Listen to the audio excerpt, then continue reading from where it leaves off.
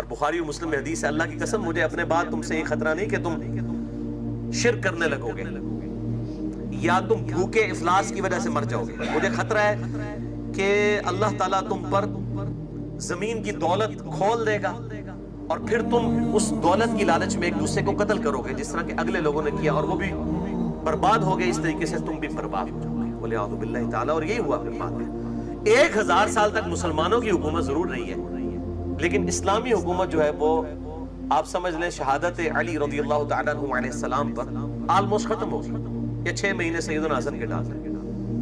بعد میں مسلمان حکومت تھی اسلامی حکومت کوئی نہیں تھی. وہی محلات بننا شروع ہو گئے, وہی عیاشیاں شروع ہو گئیں, وہی ملوکیت شروع ہو گئی کہ باپ مرتا تھا بیٹے کو حاکم بنا جاتا تھا, بیٹا جب مرنے لگتا تو وہ اپنے اگلے 4 5 بیٹوں کو کہ اس کے بعد یہ بنے اس کے بعد یہ. اس کی آپ پریکٹیکل مثال آج سعودیہ میں دیکھ لیں کہ کیا ہو رہا ہے. تو آپ صلی اللہ علیہ وآلہ وسلم نے پہلے پریڈکشن فرما دی تھی کہ دنیا کے جب تم پر خزانے کھولے جائیں گے تو یہ کچھ ہو جائے گا, اور جیسے ہی دنیا کے خزانے کھولے گئے تو آپ دیکھ لیں آؤٹ پٹ کیا نظر آئے گا. اسی کانٹیکسٹ میں ایک اور حدیث ہے جامعہ ترمذی میں 2398 انٹرنیشنل نمبر کے مطابق. یہ حدیث سنن ابن ماجہ میں موجود ہے, امام ترمذی نے اسے حسن صحیح کہا ہے, مشکات میں بھی موجود ہے 1562. آپ صلی اللہ علیہ وآلہ وسلم سے پوچھا گیا کہ بتائیے اللہ کے محبوب صلی اللہ علیہ وآلہ وسلم اللہ تعالیٰ کی طرف سے سب سے زیادہ مصیبت کس پہ آتی ہے, تکلیف کس پہ آتی ہے؟ تو آپ صلی اللہ علیہ وآلہ وسلم نے فرمایا سب سے زیادہ تکلیف انبیاء کرام پر آتی ہے علیہم السلام. بخاری مسلم میں کتنی حدیث ہیں, صحیح مسلم میں وہ ڈیٹیل حدیث ہے جو طائف کے موقع پر آپ کو پتھر آپ پر برسائے گئے, آپ کے مبارک جوتیاں بھی خون سے آلودہ ہوں. غزوہ احد کی تکلیف بھی آپ کے سامنے بخاری و مسلم میں, بلکہ غزوہ احد کی تو لائیو کمنٹری سورہ آل عمران کے اندر موجود ہے. تو فرمایا سب سے زیادہ تکلیف انبیاء کو آتی ہے. پوچھا گیا اس کے بعد, فرمایا اس کے بعد ان لوگوں پر جو انبیاء کے بعد سب سے افضل ہوتے ہیں, اور پھر اس کے بعد ان لوگوں پر جو ان کے بعد سب سے افضل ہوتے ہیں. اب اس میں آپ نے یہ تفریق نہیں کی ہے کہ انبیاء کے بعد صحابہ یا تابعین یا تبع تابعین, یہ بھی کہا جا سکتا ہے, وہ تفریق نہیں ہے. ہو سکتا ہے آج کسی کو اس تکلیف سے گزرنا پڑے جس تکلیف سے اس زمانے میں لوگ نہیں گزرے, تو آپ نے تکلیف کے ساتھ اسے جوڑ دیا کہ تکلیف کے ساتھ.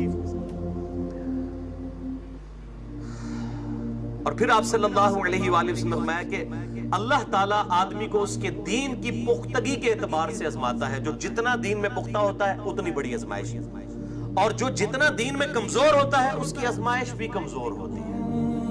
حتیٰ کہ وہ شخص زمین پر چلتا پھرتا رہتا ہے, یعنی اس کی موت کا وقت آ جاتا ہے اور وہ دنیا میں اس حال سے اٹھایا جاتا ہے کہ اس کے ذمہ کوئی گناہ نہیں ہوتا. یعنی اللہ تعالیٰ اس کو تکلیف میں سے گزار کے آخرت کی الٹیمیٹ اس کو نعمت عطا فرماتا ہے. کتنی بڑی نعمت ہے.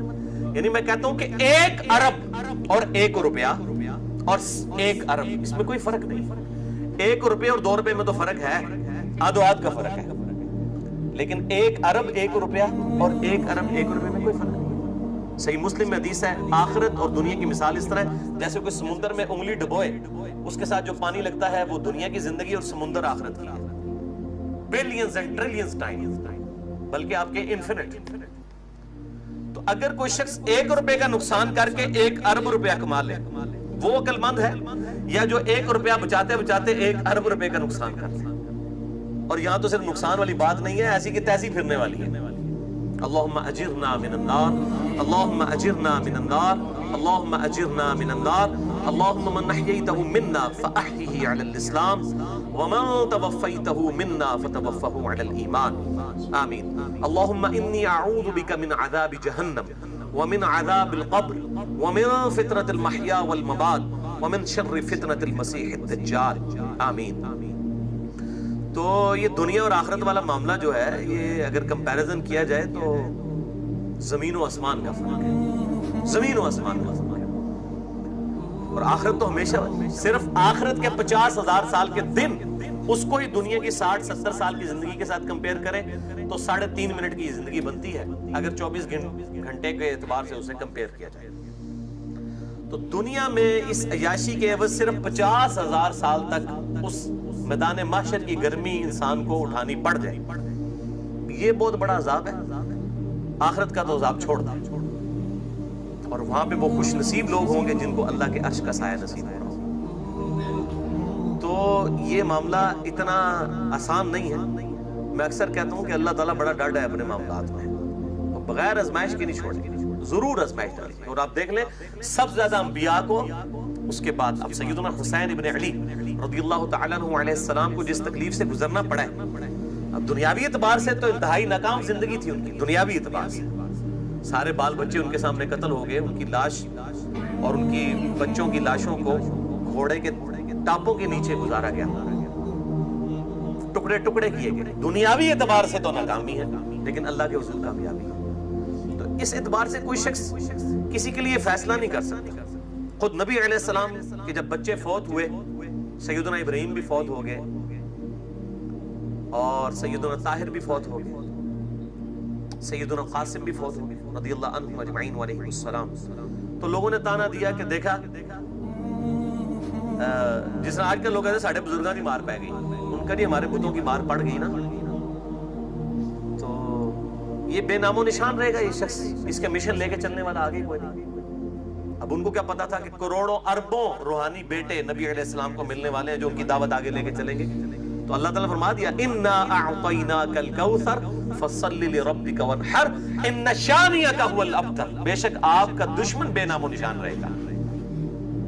آپ صلی اللہ علیہ وآلہ وسلم کا نشان نہیں مٹے گا آپ کا، بلکہ دشمن تو آپ کی وجہ سے ہی زندہ ہے جو تھوڑے بہت زندہ ہے. ابو جہل کو کس نے جاننا تھا اگر آپ صلی اللہ علیہ وآلہ وسلم کے ساتھ اس کے دشمنی والا معاملہ نہ ہوتا. تو آپ کے دشمنوں کا بھی اگر کوئی نام باقی ہے تو وہ آپ صلی اللہ علیہ وآلہ وسلم کی وجہ سے ذکر کیا جاتا ہے. ان شانیہ کا هو الابتر، بے شک آپ کا دشمن ہی بے نام و نشان رہے گا. یہ بہت یعنی کریٹیکل آیات ہیں، آپ دیکھ لیں. یہ بالکل ایک علیحدہ سے ایک پنڈورا باکس کھل گیا ان آیات کی روشنی میں. ایک بالکل نئی زندگی ہے اور اللہ تعالیٰ کا ایک وہ جلال والا پہلو اس قدر کھل کے سامنے آیا ہے. حسب الناس ان یترکوا ان یقولوا آمنا وهم لا یفتنون، کیا لوگ اس بات پہ چھوڑ دیے جائیں گے؟ اور یہ سیدھی ڈانٹ پہلی صحابہ کرام علیہم رضوان کو ہے، ہمارے لیے تو طویل عام میں ہے. بیسیکلی ان کو یہ کہا جا رہا ہے کہ تم لوگوں کو اس بات پہ چھوڑ دیا جائے گا کہ تم ایمان لے آئے. وهم لا یفتنون، اور انہیں فتنوں میں آزمائشوں میں نہیں ڈالا جائے گا. وَلَقَدْ فَتَنَّ الَّذِينَ مِن قَبْلِهِمْ، بے شک فتنوں میں ڈالے گئے، آزمائشوں میں ڈالے گئے ان سے پہلے لوگ بھی. فَلَيَعْلَمَنَّ اللَّهُ الَّذِينَ صَدَقُوا وَلَيَعْلَمَنَّ الْكَاذِبِينَ، بالضرور اللہ تعالیٰ جانچے گا کہ کون لوگ اپنے ایمان لانے کے دعوے میں سچے ہیں اور کون لوگ اپنے ایمان لانے کے دعوے میں جھوٹے ہیں. یعنی کون سے دودھ پینے والے مجنو ہیں اور کون واقعی قربانی دینے والے لوگ ہیں. ام حسب الذین یعملون السیئات ان یسبقونا، کیا لوگوں نے یہ گمان کیا ہے کہ وہ جو برے کرتوت کر رہے ہیں وہ ہم سے آگے نکل جائیں گے، ہم ان پہ کوئی گرفت نہیں کریں گے. ساء ما یحکمون، کتنا ہی برا حکم لگا رہے ہیں. من کان یرجو لقاء اللہ، جو کوئی بھی اس امید میں ہے کہ اس نے اللہ سے ملاقات کرنی ہے، فإن اجل اللہ لآت، تو وہ کان کھول کر سن لے کہ بے شک اللہ تعالیٰ سے ملاقات کا وقت آ کر رہے ہیں. موت کے وقت کی بخاری و مسلم میں حدیث ہے، جو مر گیا گویا اس کی قیامت قائم ہو گئی. وَهُوَ السَّمِيعُ الْعَلِيمُ، اور وہی سننے والا علم والا ہے. وَمَنْ جَاهَدَ فَإِنَّمَا يُجَاهِدُ لِنَفْسِهِ، جو کوئی بھی کوشش کرے گا اللہ کی راہ میں تو وہ اپنے ہی بھلے کو کر رہا ہوگا. إِنَّ اللَّهَ لَغَنِيٌّ عَنِ الْعَالَمِينَ، بے شک اللہ تعالیٰ سارے جہان والوں سے بے پرواہ ہے. کوئی یہ نہ لے کہ وہ اللہ کو ٹینشن ہے کہ کوئی اس پہ ایمان لاتا ہے کہ نہیں لاتا. نہیں، صحیح مسلم میں حدیث قدسی ہے بڑی ڈیٹیل، اس میں میرا کلپ بھی چڑھا ہوا ہے. مسئلہ نمبر 25 کے اینڈ پہ بھی میں نے وہ حدیث بیان کی ہے کہ اگر زمین و آسمان میں جتنی مخلوقات ہیں، جتنے جن و انس، وہ سب کے سب اللہ تعالیٰ فرماتا ہے کہ اس نیک شخص کی طرح ہو جائیں جو تم میں سب سے زیادہ نیک ہے، تو میری شان میں کوئی بڑھوتری نہیں کر سکے. اور اگر یہ سب کے سب جن و انس اس بدکار شخص کی مانند ہو جائیں جو تم میں سب سے زیادہ بدکار ہے، تو میری کوئی شان میں کمی نہیں لا سکتے. تو اللہ تعالیٰ تو غنی ہے. اللہ الصمد. والذین آمنوا وعملوا الصالحات، وہ لوگ جو ایمان لائے اور انہوں نے نیک اعمال کیے. لنکفرن عنہم سیئاتہم، ہم ضرور بالضرور ان سے دور کر دیں گے ان کی برائیوں کو. ولنجزینہم احسن الذی کانوا یعملون، اور ہم ضرور بالضرور، یہ دو تاکیدیں ہیں، ضرور بالضرور ان کو جزا دیں گے ان کے اچھے اعمال کے بدلے میں. جو سب سے بہترین اعمال کیے ہوں گے اس کے مطابقت میں اللہ تعالیٰ ان کو اعمال کا بدلہ دے گا. تو یعنی یہ سب کی سب چیزیں کوئی نعوذ باللہ یہ ڈرانے دھمکانے کے لیے نہیں ہے، باقی ایسا ہونے والا ہے. اور لوگ سمجھتے ہیں شاید کوئی اللہ تعالیٰ ایک بوڑھی نانی اماں کی طرح ہے جس نے یہ ایک دنیا کا کھیل نعوذ باللہ جو ہے وہ رچایا ہوا ہے اور الٹیمیٹلی سب کو اللہ نے معاف کر دیا. ایسا نہیں ہونے والا. دنیا میں میں آپ کو بہت بڑی مثال دیتا ہوں کہ یہ کہتے ہیں دیکھیں جی ماں ہو تو چھوڑ دے تو اللہ بھی چھوڑ دے گا. میں سے پوچھتا ہوں کہ ماں کے ساتھ کمپیریزن کرتے ہیں، ماں کے تو احساسات ہیں، اللہ تعالیٰ تو بے پرواہ ہے. اللہ کے آنسو نکلتے ہیں کیا؟ اللہ تعالیٰ کا نعوذ باللہ کیا دل پسیجتا ہے؟ یعنی میں ریزمبلنس کے لیے سے ہٹ کے بات کروں تو پھر اللہ کی مثال کیوں مخلوقات کے ساتھ دی جاتی ہے؟ پھر بھی اگر کسی کو سمجھنا ہے تو میں اینٹی وینم اور پھکی والا جواب دیتا ہوں کہ بتائیں اگر ہمیں اختیار دیا جائے کہ ہم کسی ایسی عورت کو موت دیں جس کے 4 چھوٹے چھوٹے بچے ہوں، چاہے وہ ہمارے دشمن کی بیوی کیوں نہ ہو، ہم بھی بچوں پہ ترس کھائیں گے، اس کو موت نہیں دیں گے. تو دنیا میں کیا ہزاروں عورتوں کو اللہ تعالیٰ موت نہیں دے رہا جن کے چھوٹے چھوٹے بچے ہیں؟ بچوں کے مینٹل ماڈلز تک بدل جاتے ہیں. سوتیلی مائیں ان کے ساتھ کیا برا سلوک کرتی ہیں. تو کیا اگر وہی کمپیریزن مان دیا جائے تو آپ کی ڈاکٹرائن میں تو اللہ تعالیٰ کو کبھی بھی ایسی عورت کو موت نہیں دینی چاہیے. تو اللہ تعالیٰ تو دے رہا ہے، جو بے پرواہ ہے. تو آخرت میں بھی وہ بالکل ایسی کی تیسی پھیر کے رکھ دے گا اپنے نافرمانوں کی. کنو کٹ لوئے گا، کسی پلیکھے کوئی نہ روے. یہ جو این جی اوز کا بنایا ہوا ایک مزاج ہے خدا کے بارے میں بالکل جھوٹا ہے. وہی بات ہے عقل نہ ہوئے تو موجہ ہی موجہ عقل ہو.